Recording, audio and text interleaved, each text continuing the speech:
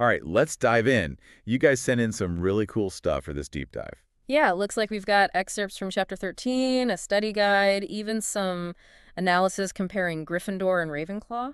This is Prisoner of Azkaban territory, right? Chapter One. 13. It is, yep. So are you guys, like, prepping for OWLs or something? Maybe. Or just hardcore Harry Potter fans? Could be both. Either way, we're going to break down this chapter and see what secrets we can uncover. I think there are a lot of them hidden beneath the surface. Where should we start? Ooh, well, how about that firebolt? Okay, yeah, Harry's new broom, right? Well, not just any broom, though. No, not at all. It's the fastest broom in the world. Oh. And it kind of symbolizes, like, Harry rising above all that fear from the Dementors, you know? Oh, that's a great point. This chapter comes right after that dramatic Quidditch match with the Dementors, so it's like a phoenix rising from the ashes. I love that. The firebolt as resilience. Right. The way Madame Hooch describes it, she's practically speechless. Yeah. Yeah, and you remember how the chapter talks about this, like, almost telepathic connection Harry feels? Yeah, like it's anticipating his every move. Exactly, like an extension of himself. That's got to be significant, right? Oh, absolutely. It hints at a deeper connection to his magic, to his potential as a wizard. Okay, so what you're saying is... I'm saying this kid's got raw talent, and now we're seeing him master it. Oh, wow. And how do you think that plays out later with that level of skill? Ooh, that's a good question. Chills. But while Harry's up in the air, things are not so great between Ron and Hermione. Yeah, no kidding. What's up with those two? Scabbers vanishes, gone. Ron's rat. Right. And of course, Ron immediately blames Crookshanks. Hermione's cat, oh boy. Total blowout. But the thing is, Ron is really devastated. You'd think he'd be relieved to be rid of that rat. Right. He always complains about him, how boring and useless he is.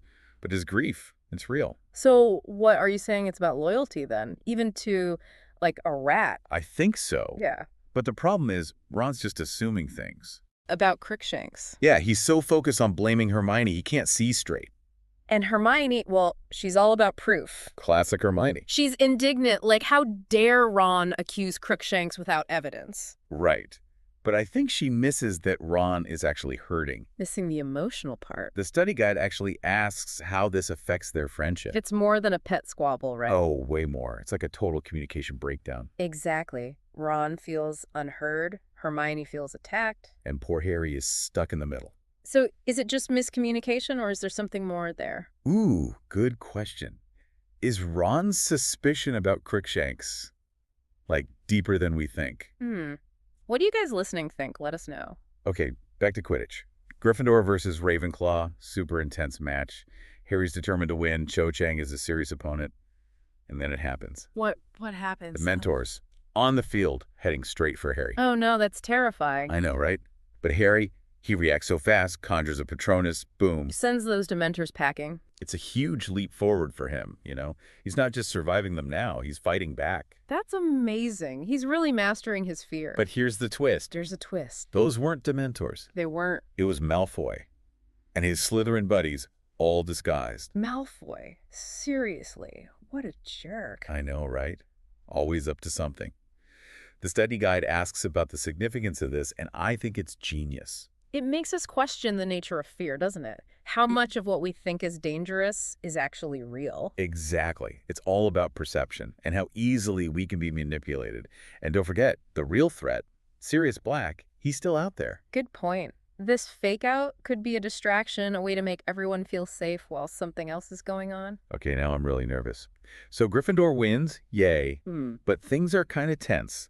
Hermione's still mad at Ron, and then Neville. Oh, poor Neville. What did he do now? He spills the beans, accidentally reveals the Gryffindor passwords. Oh no, that's not good. It seems small, but think about it. Neville, he wants to please everyone. He's insecure. And a little clumsy. Exactly. So he accidentally gives away access to the Gryffindor common room. And with Sirius Black out there, that's a big deal. Huge. The chapter ends with Ron waking up, convinced Sirius Black is standing over him with a knife. Oh, wow. Talk about a cliffhanger. I know. Was it real or just a nightmare? We'll have to wait and see. Can't wait to find out. Back again for more Prisoner of Azkaban. Remember where we left off? Ron thinks Sirius Black just paid him a visit. Spooky stuff. Definitely a cliffhanger. But before we get to that, let's tackle some of those essay questions from the study guide. Get those brains working. Sounds good to me. The first one asks about the role of Quidditch. Okay, so is it just a fun magical sport, or is there more to it? Right. What do you think?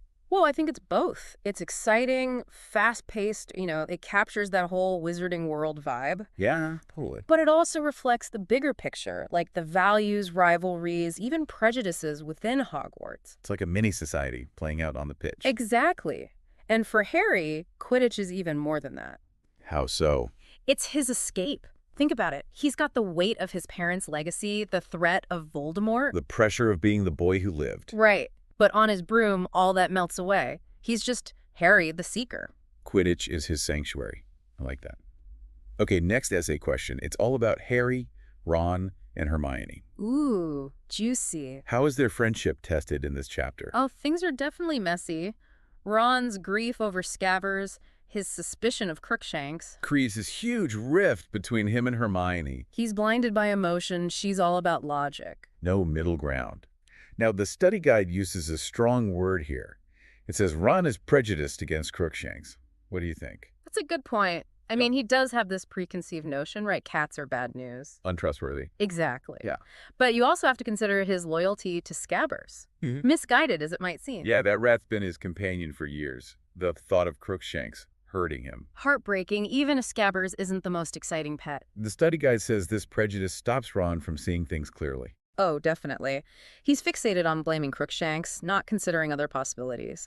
And this prejudice thing, it goes beyond just this incident. Like how? Think about how other characters are treated. House elves, werewolves, Hagrid. Judged based on assumptions and fear. Prejudice has big consequences for everyone. Okay, shifting gears a bit. The next question is about Harry's Patronus charm. During the Quidditch match, right? Yeah, what does it tell us about Harry's development? Well, before, he was terrified of the Dementors.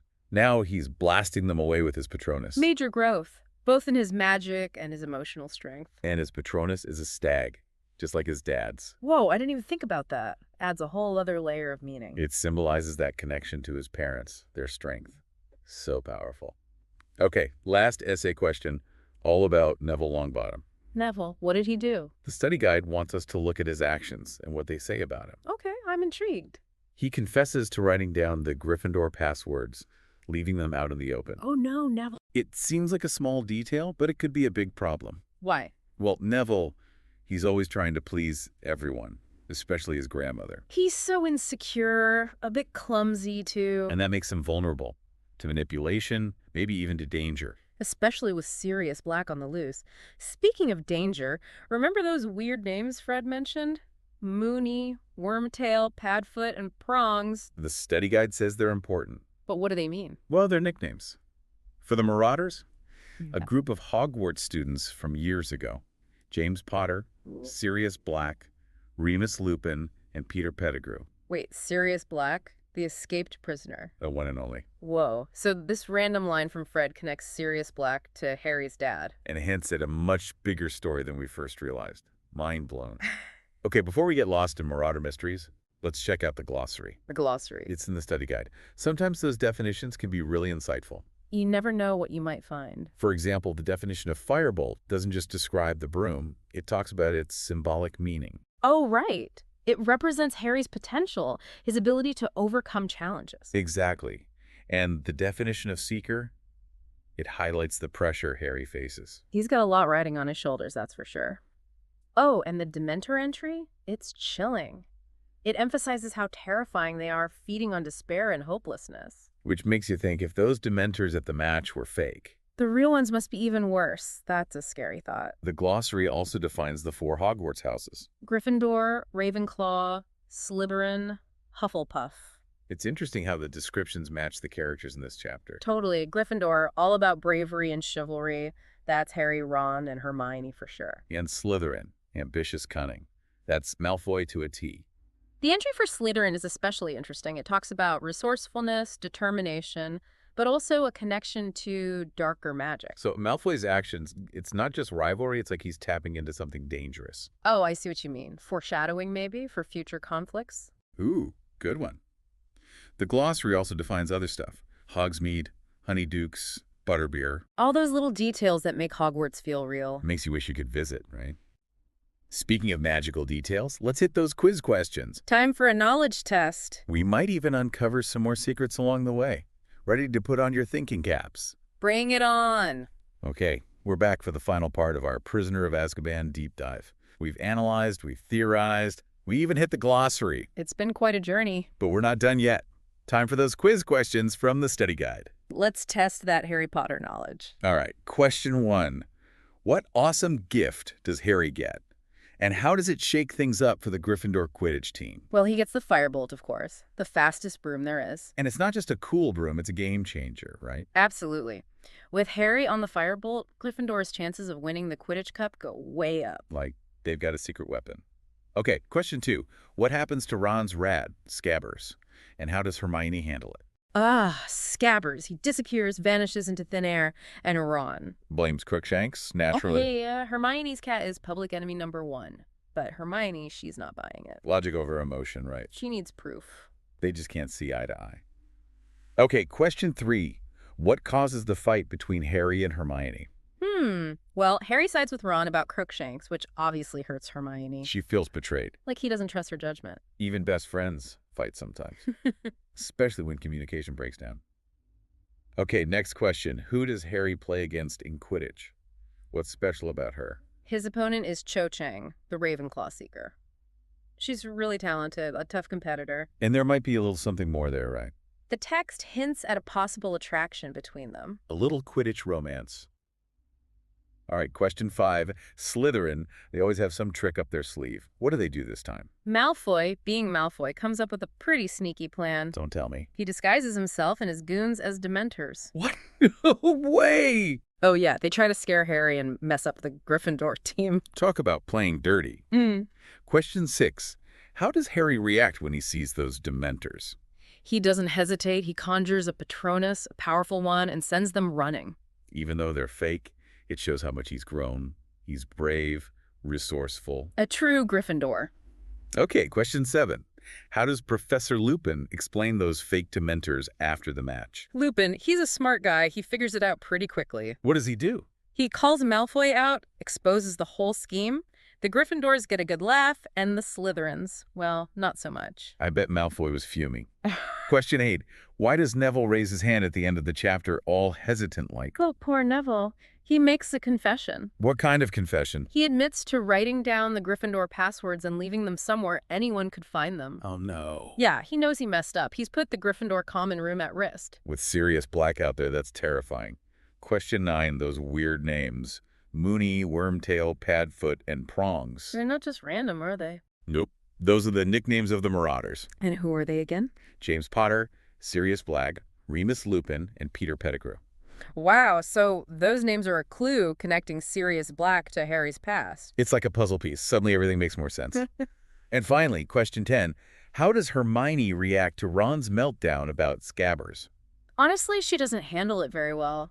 She's all logic, no empathy. She can't comfort him. It just makes things worse between them. Sometimes even the brightest witches and wizards forget about feelings. Well, that wraps up our quiz. What a chapter, huh? Seriously. So much going on, so much to think about. We've uncovered secrets, analyzed characters, debated the nature of prejudice. It's been an amazing deep dive. It really has, and we've only just scratched the surface of this incredible book. So, to all you listeners out there, keep exploring the world of Harry Potter. You never know what you might discover. And remember, even when things get tough, there's always magic, friendship, and the power of courage to guide us through.